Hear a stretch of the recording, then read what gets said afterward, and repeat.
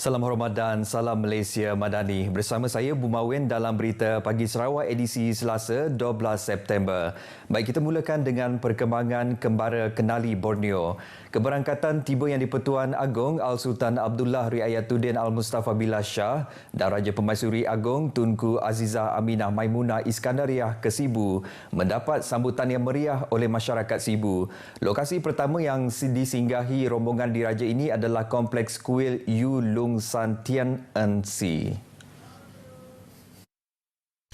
Menurut pengerusi Majlis Perbandaran Sibu, Clarence Ting Ing Ho, kompleks kuil ini merupakan salah satu mercutanda Sibu dan ianya dibina dengan sumbangan dari orang ramai. People from Sibu, I welcome him to Sibu, okay, to come here. And it is rare for Agong to visit all the places in Borneo. So I'm very happy to welcome him. Bagi Zeti Aida Basri, beliau sudah mula menunggu ketibaan rombongan ini dari pukul 2 petang lagi. Perasaan excited lah sebab dah lama juga dah nunggu. Sebab Agong first time kan datang ke situ, orang pun ramai bah. So kami pun nang teramat excited. Penduduk di rumah panjang sekitar kawasan kompleks kuil itu juga turun beramai-ramai untuk menunggu ketibaan Yang di-Pertuan Agong. Baik, sementara itu reaksi menanti ketibaan konvoi Kembara Kenali Borneo, keterujaan masyarakat Sibu yang tidak mahu melepaskan peluang, penduduk Sibu setia menanti Yang di-Pertuan Agong dan rombongan diraja petang semalam. Rombongan baginda berdua berkenan mencemarduli menghadiri majlis santapan bersama komuniti di Dewan MUC Bandung Sibu pada malam tadi. Beberapa penduduk yang ditemui di Dewan MUC Bandung semalam menzahirkan rasa keterujaan mereka dan Yang di-Pertuan Agong dan Raja Permaisuri Agong berkenan mencemarduli pada majlis santapan di Dewan MUC Bandung Sibu. Sangat teruja lah sebab YDPA Tuanku Agong dan Permaisuri sanggup datang ke Sibu Sarawak untuk menyambut selera di dalam Dewan MUC pada hari ini. Dan kami pun dah sampai ke Dewan MUC ni pukul 5 petang tadi. Cukup gembira, cukup suka.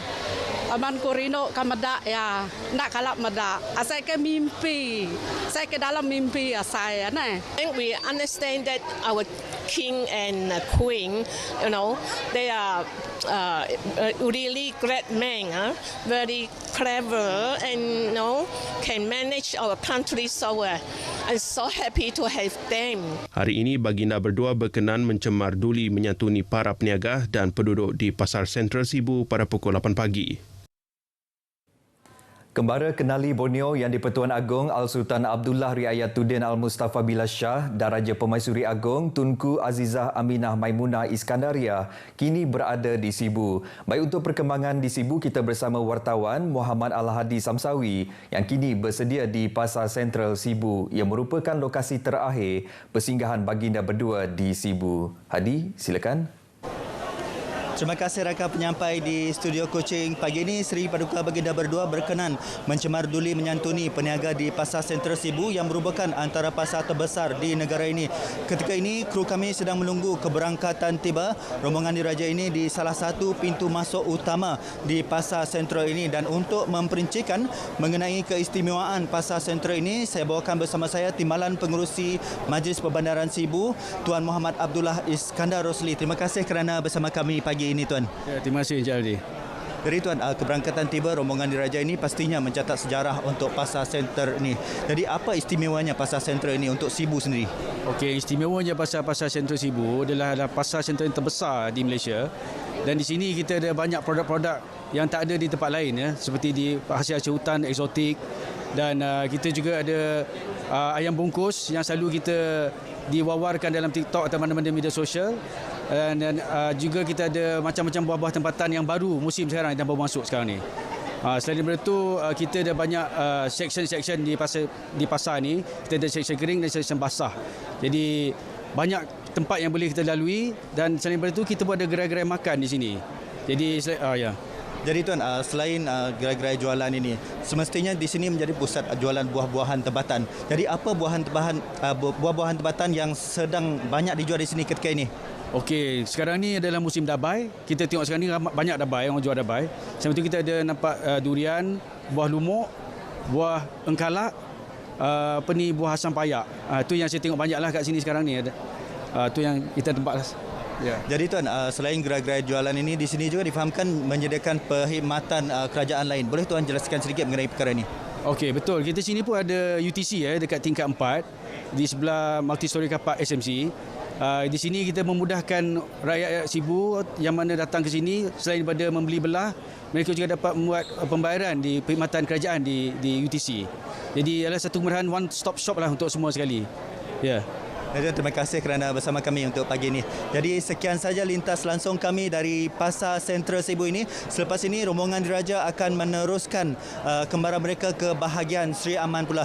Jadi sekian saja laporan saya, kembali bersama rakan penyampai di Kuching. Silakan.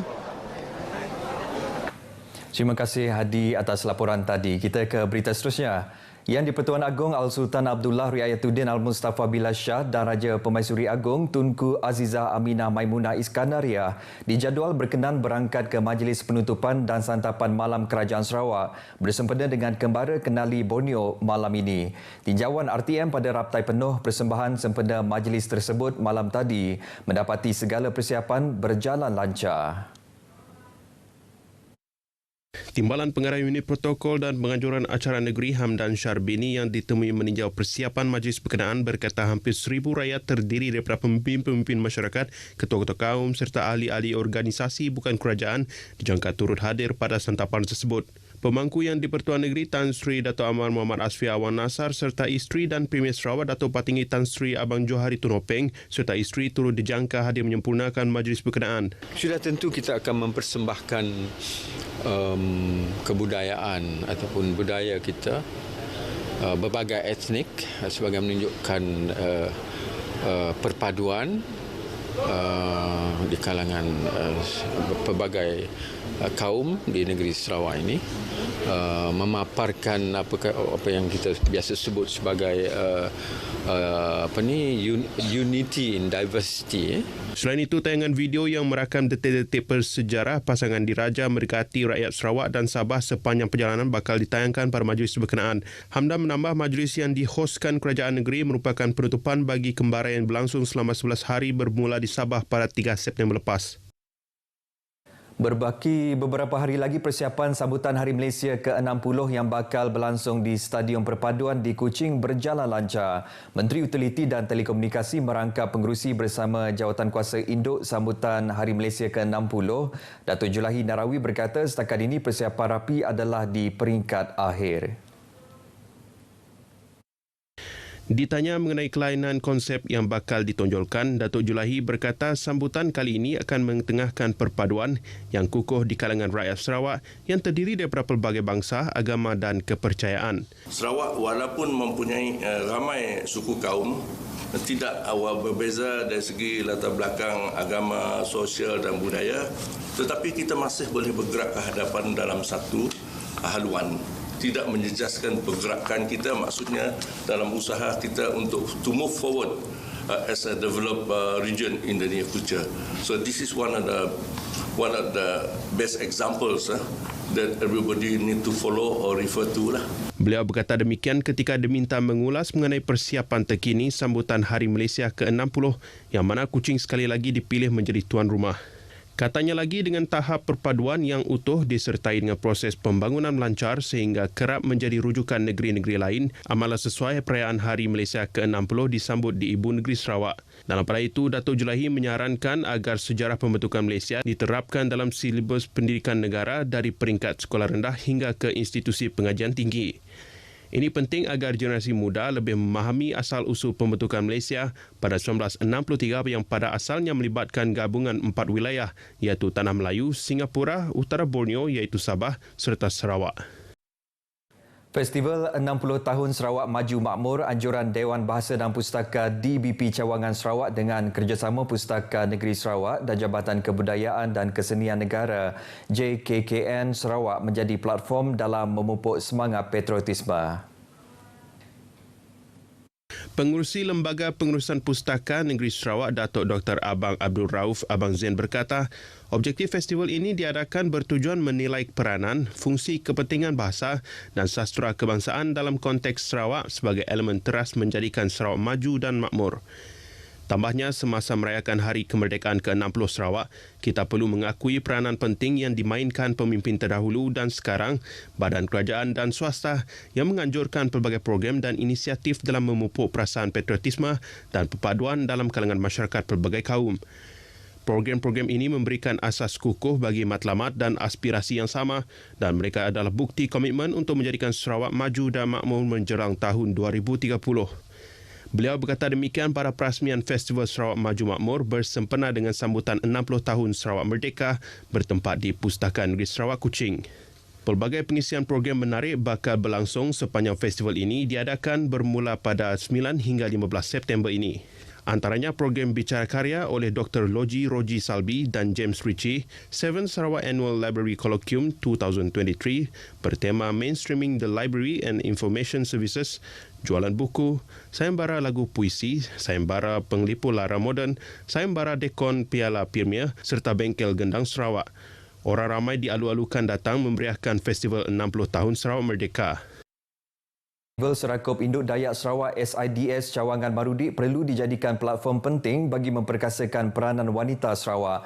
Timbalan Menteri di Jabatan Premier Sarawak, Buruh Imigresen dan Pemantauan Projek, Datuk Gerawat Gala berkata penganjuran karnival ini memperlihatkan kepimpinan yang cekap dan inklusif dalam SIDS Cawangan Marudi.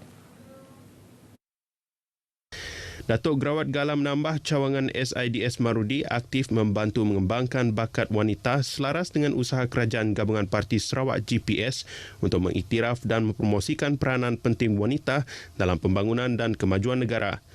Katanya wanita bersama-sama lelaki akan menjadi penggerak ke arah mencapai matlamat pelan tindakan ekonomi seperti yang terkandung dalam strategi pembangunan pasca COVID-19 2030 yang merupakan cetusan idea yang amat berhormat Premier Sarawak. Beliau berkata demikian pada perasmian Aram Kitaika Karnival SIDS Cawangan Marudi di Kompleks Sukan Marudi baru-baru ini. Berita itu tadi mengakhiri Berita Pagi Sarawak edisi Selasa 12 September. Seterusnya ikuti Selamat Pagi Malaysia selepas ini bersama Ridwan dan Zaleha. Salam Malaysia Madani.